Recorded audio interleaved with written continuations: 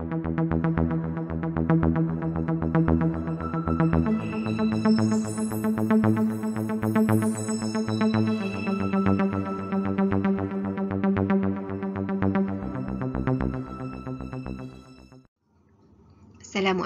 warahmatullahi wabarakatuh.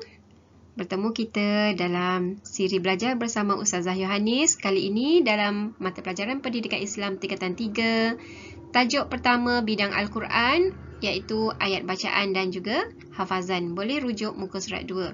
Okey, tajuknya ialah Allah pengampun segala dosa berdasarkan ayat surah Al-A'raf ayat 23. Bersedia sekarang. Baik, sebelum kita meneruskan pelajaran, ini adalah perkara yang perlu kamu capai apabila telah pun selesai kita belajar tajuk ini pada hari ini. Yang pertamanya, kamu dapat membaca ayat 23 surah Al-A'raf dengan betul, lancar serta bertajwid. Yang kedua, kamu mesti dapat menyatakan intisari ayat daripada ayat tersebut.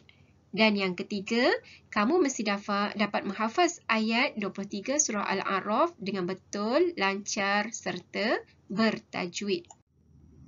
Mari kita dengar bacaan ayat 23 surah Al-A'raf. Dipersilakan. Bismillahirrahmanirrahim.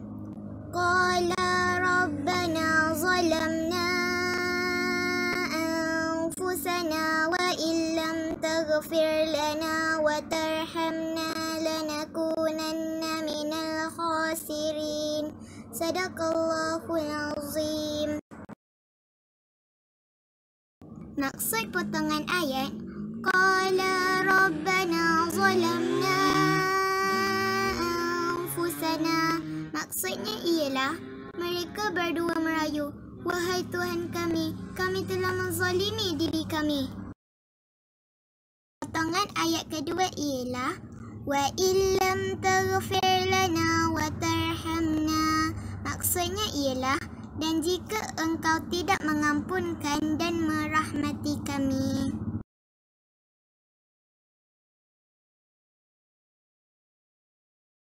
Potongan ayat ketiga ialah lanakunanna minal khasirin, maksudnya ialah pasti kami termasuk dalam golongan orang yang rugi. Mari kita lihat intisari ayat daripada surah Al-A'raf ayat 23 ya.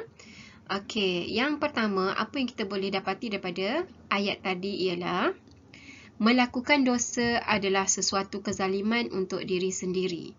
Para ulama telah membahagikan zalim itu kepada 3 cabang, iaitu cabang yang pertama zalim kepada Allah, yang kedua zalim kepada sesama makhluk dan yang ketiga zalim kepada diri sendiri. Perbuatan zalim ini merujuk kepada apabila kita melakukan sesuatu yang menyalahi peraturan dalam Islam. Apabila kita tak buat segala suruhan Allah, sebaliknya kita melakukan segala larangan Allah. Jadi ini mengakibatkan kita dibalas dengan balasan dosa. Yang mana kamu tahu dosa ni akan diberikan satu azab yang pedih di akhirat kelak. Jadi itu yang dimaksudkan dengan bila kita melakukan dosa, kita dianggap sebagai telah pun menzalimi diri kita sendiri. Bukan semata-mata kalau sebut zalim kepada diri ni, contoh yang akan dibagi ialah hisap dadah, minum arak. Itu adalah contoh-contoh penderaan fizikal lah. Ya? Jadi dalam Islam, kezaliman terhadap diri ini mempunyai makna yang lebih meluas, iaitu melanggar segala perintah Allah, melakukan segala larangan Allah, tinggalkan segala suruhan. Baik, intisari yang kedua yang kita perolehi ialah umat Islam wajib memohon keampunan daripada Allah di atas dosa yang dilakukan. Okey, kalau kamu faham ayat yang telah pun dibacakan tadi, ayat 23 surah Al-A'raf ini merupakan cadangan doa. Okey, cadangan doa yang perlu kita baca apabila kita melakukan dosa. Dan doa ini telah pun dibaca oleh Nabi Adam setelah baginda sedar baginda melakukan kesalahan kepada Allah Subhanahu wa Ta'ala. Jadi kita kena ingat, setiap kali kita melakukan kesilapan, kesalahan, maka bersegeralah kita memohon keampunan daripada Allah.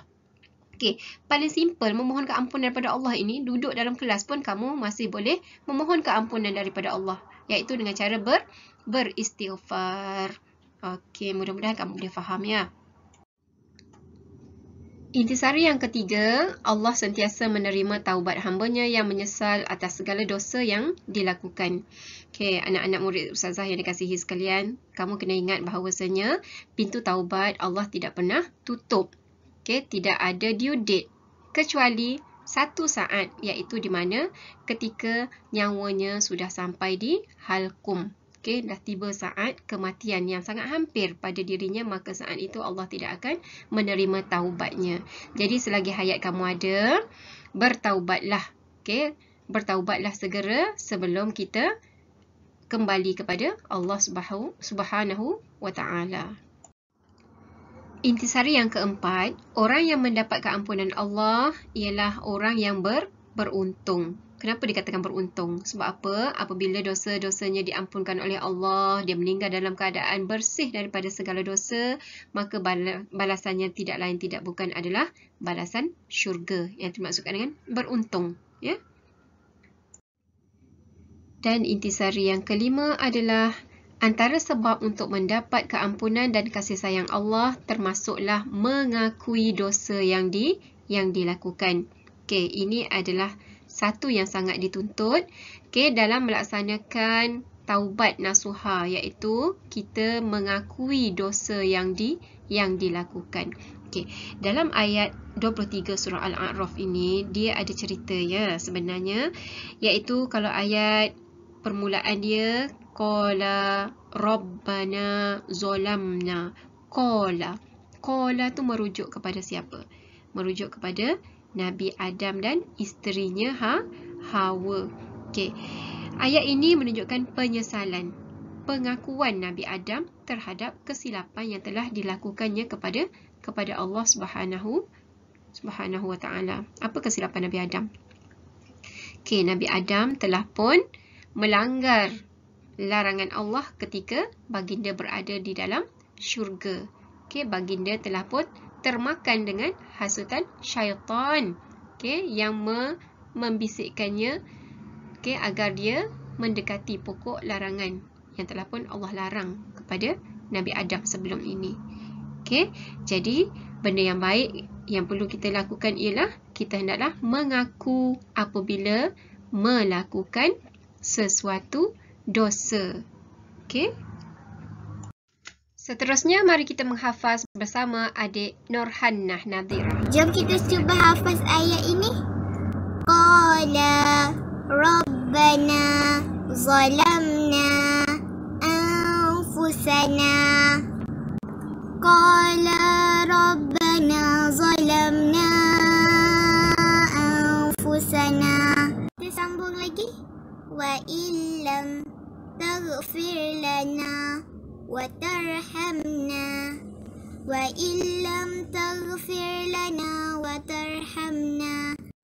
Akhir sekali, lanakunanna minal khasirin.